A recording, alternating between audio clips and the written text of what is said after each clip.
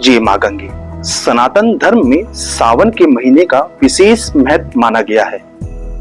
मान्यताओं के अनुसार सावन के महीने में भगवान शिव की आराधना करने से समस्त सुखों की प्राप्ति होती है। सावन में भगवान शिव की किस विधि से पूजा अर्चना की जाए, इस पर बात करने के लिए हमारे साथ मौजूद है ज्योतिष आचार्य प्रतीक मिश्रपुरी जी। स्वागत है आपका तिलक पत्रिका पे पंडित जी।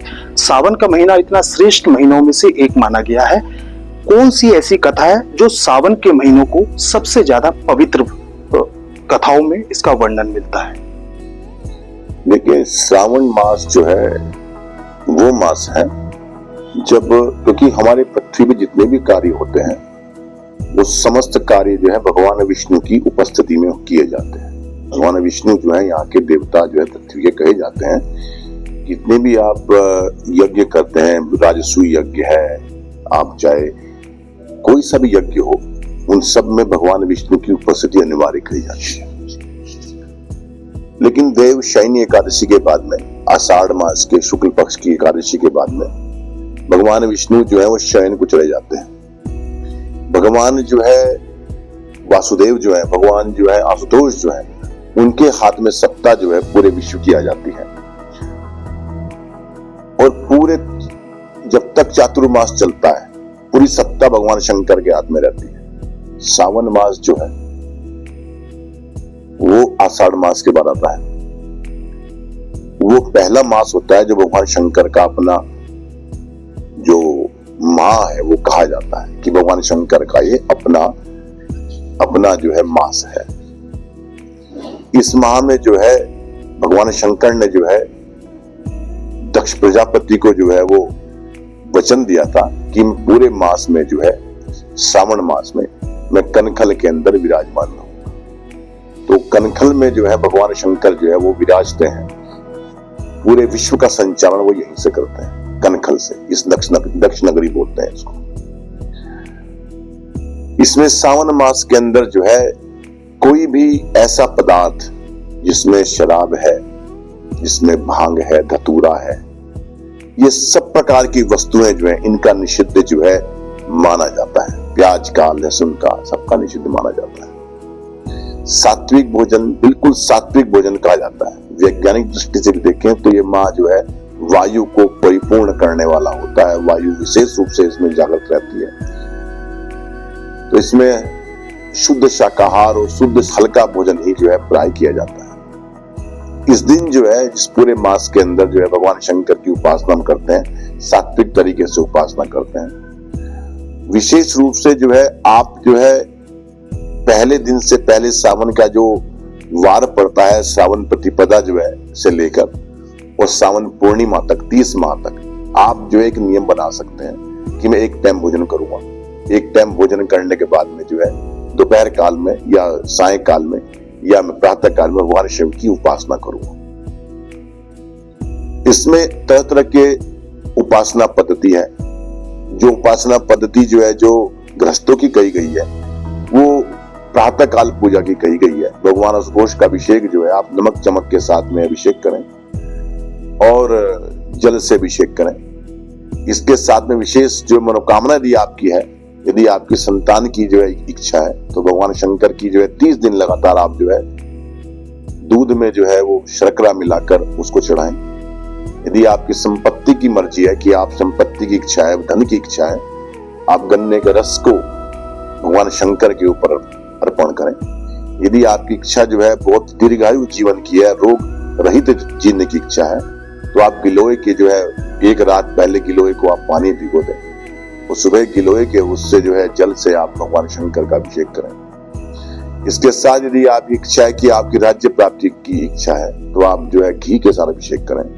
यदि आपकी इच्छा बहुत ज्यादा जो है बहुत संपत्तिमान बनने की इच्छा है तो आप शहद के साथ अभिषेक करें। यदि आपको मधुमेह इत्यादि रोग भी जो है, जो जटिल रोग हैं, ऐसे भी हैं, तब भी आप जो है शहद के साथ में भगवान शंकर का अभिषेक कर सकते हैं। ये एक सामान्य प्रक्रिया है।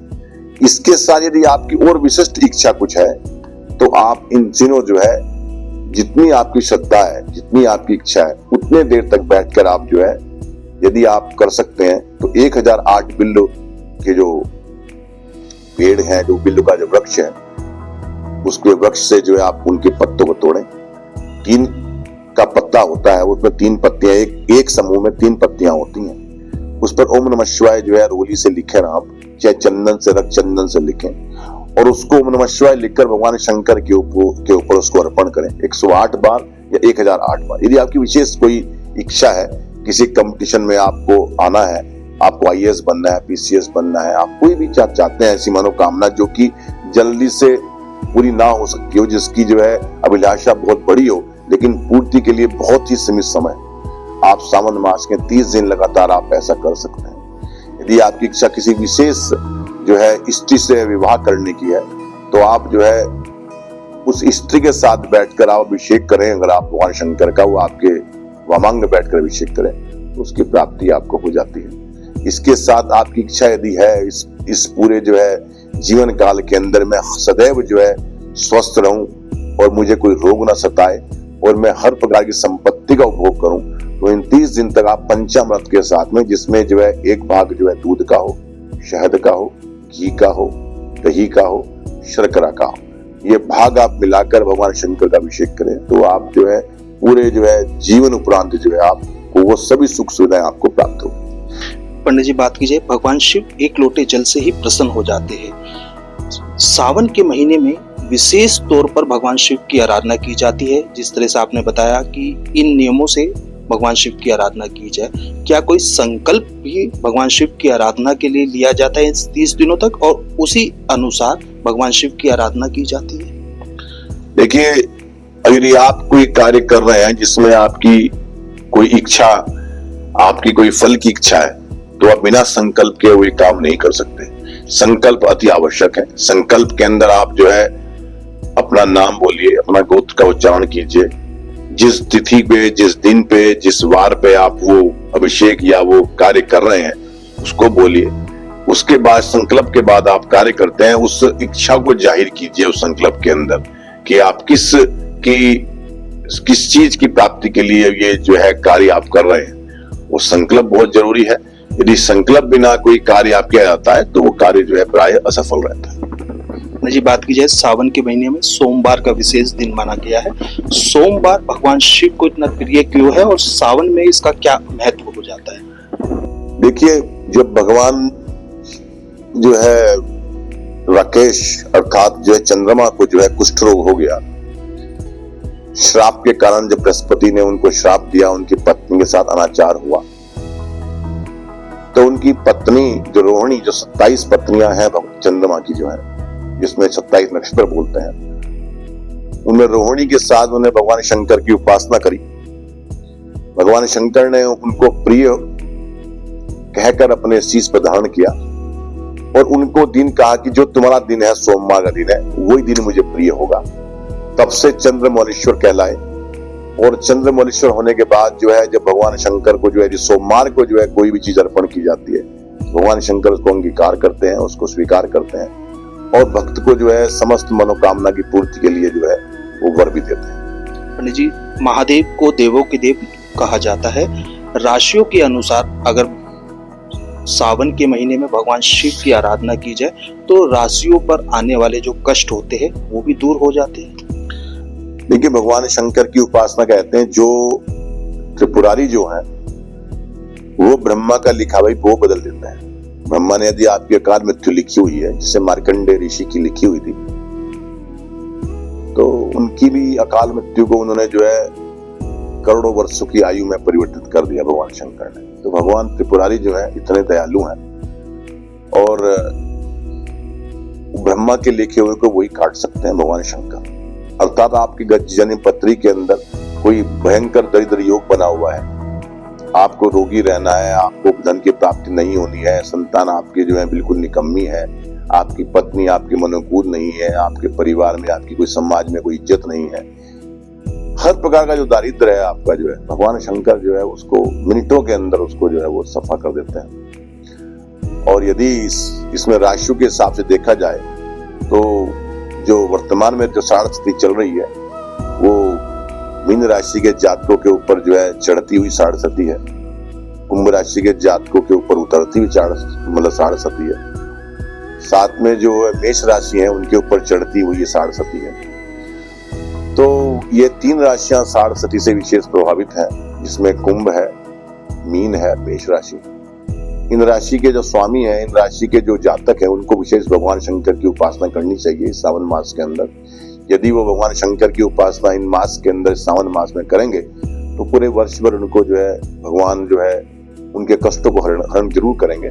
इसके साथ विशेष रूप से जो है आप जो है भगवान शंकर का अभिषेक, साथ में महामृत्युंजय का जाप, इसके साथ में रुद्राक्ष का धारण। यदि आप पुरुष हैं तो रुद्राक्ष का धारण आप कर सकते हैं। इसके अंदर पंचमी रुद्राक्ष आपको जो है धारण करना सर्वश्रेष्ठ होता है पूरे सावन मास के अंदर। महिलाएं रुद्राक्ष को धारण ना करें, और विशेष रूप से सुहागन स्त्री जो है वो रुद्राक्ष को धारण ना करें, क्योंकि रुद्राक्ष का जो शाब्दिक अर्थ है वो है रुद्र का अक्ष, अर्थात भगवान शंकर का जो है जो आंसू जहां पर गिरे वहां से रुद्राक्ष की उत्पत्ति हुई, अर्थात सेपरेशन को ये दर्शाता है। अगर सुहागन स्त्री है तो वो उसको ना धारण करे।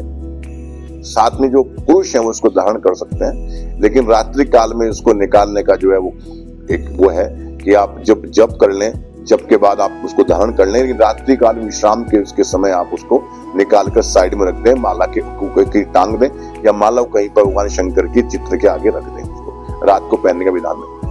तो इस प्रकार से यदि आप करते हैं, रुद्राक्ष के ऊपर जप करते हैं, महामृत्युंजय का जप करते हैं, ओम नमः शिवाय का जाप करते हैं, शिव पंचाक्षरी स्तोत्र का जाप करते हैं, या आप नमामि शमी शासन इत्यादि जो स्तोत्र है या जो है जप है या जो है इनका आप जाप और तप करते हैं, तो आपको शिव जी की जो है, आपको किसी भी राशि के व्यक्ति हो, आपको जो है वो फल मिलता है। माना जाए सावन का महीना भगवान शिव की साधना में सबसे महत्वपूर्ण है।